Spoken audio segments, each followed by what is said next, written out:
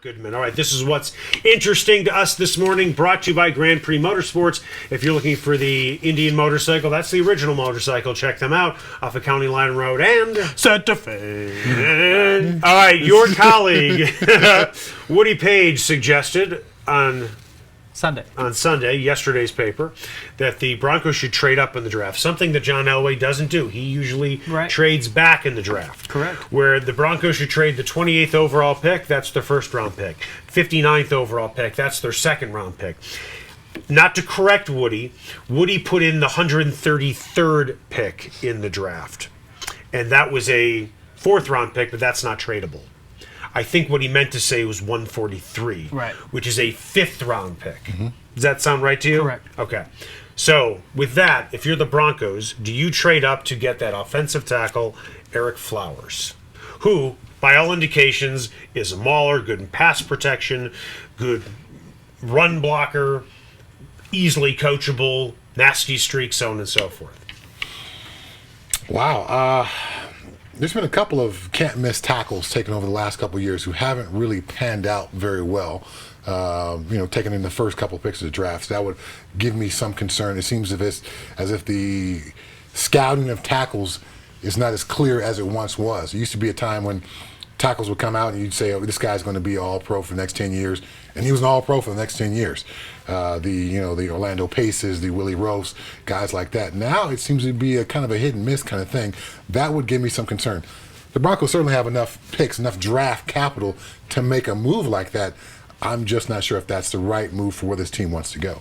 Yeah, to his point, I wrote about this last week, that it has become a crapshoot with tackles. Jake Matthews graded out as the worst tackle in football last year. Mm-hmm. I mean, he was got a can't-miss guy. Eric Fisher from the Chiefs, first-round pick 2 years ago, he has been abysmal. Mm-hmm. I mean, he's to the point where they're not sure he can stay on the field, and these were top guys. So as the spread offensives changed, as the edge rushing has changed a little bit, it's the greatest mismatch out there with 6'4", 250, and these guys constantly in pass protection, whereas before they were throwing 30 times a game, now it's 50 to 50 times. So this draft's deep in tackle, Eric. I would not trade up for a tackle. T.J. Clemens will be there from Pittsburgh. Humphreys from Florida will be there. The kid from Penn State. There's a number of guys that you could equate to working well for the Broncos in this zone blocking offense. For me, they have too many other needs. And linebacker, they need depth, and Chad mentioned this. In a 3-4, if you trade away that second pick, where are they going to get a linebacker? That's, for me, you almost have to go linebacker there. Mm-hmm. They may go linebacker with that first pick and turn around and get a tackle in the next pick. But don't overreach for tackle in this draft. It's a deep tackle draft, and because of the unpredictability of it, they have too many needs. You can't miss on that tackle and then not have a second-round pick. Now, obviously, protecting Peyton Manning is important, but that's such a short-term plan. Right. Your first two draft picks should be part of your long-term planning. I agree completely. And if you're going to go with the Gary Kubiak offense as we recognize it from before, from Baltimore and from with the Texans, it's going to be a lot more ground-based. And you can get by with a guy who's not necessarily a first-round talent at that position. We talked about this last week when you were vacationing and jumping off cliffs and chasing iguana with your bare hands in Costa Rica, that the Broncos do have 10 picks, but 3 of their picks are compensatory picks, and they're at the end of the 7th round, and quite frankly, in my opinion, they're useless. You might as well have 7. It's 7 picks. That's all they really have. They got 4 compensatory, 3 in the 7th round. 3 in the 7th round, but they're at the end. Yeah, very end. 250, 251, 252. They're only 256 picks. Mm-hmm. And you can't trade those. So you have 7 picks, and then if you make this trade, then you're taking away one of your picks. So to your point, you shouldn't be taking away picks. You need to build more. But the other thing we talked about last week, and I'd be curious to know your thoughts, they're going to need to probably draft a quarterback.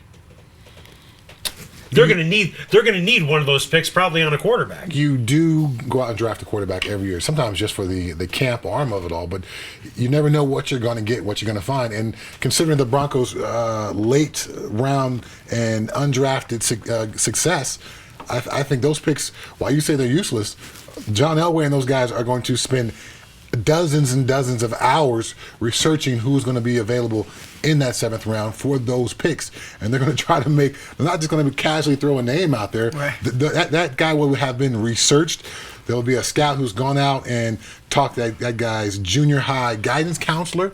So those picks are going to be very well researched and very well thought out. And they're hoping to get some value out of that.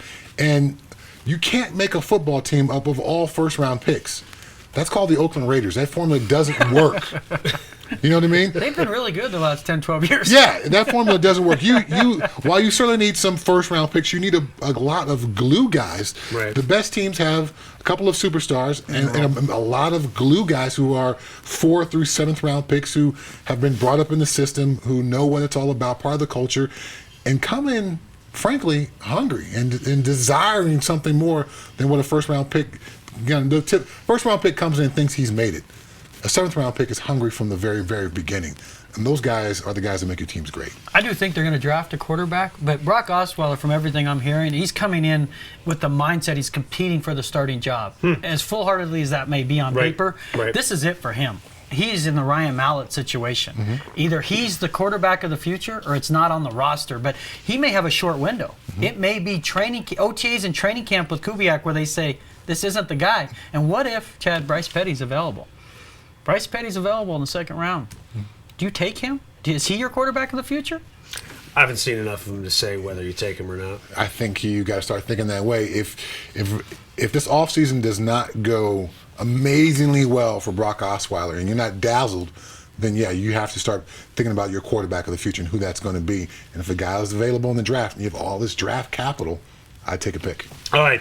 That segment was brought to you by Grand Prix Motorsports. If you're looking for the original motorcycle, talking about the Indian motorcycle, there is our buddy Heath standing next to his 2015 Indian Chieftain, and he got a Grand Prix Motorsports located right off of County Line Road and Santa Fe.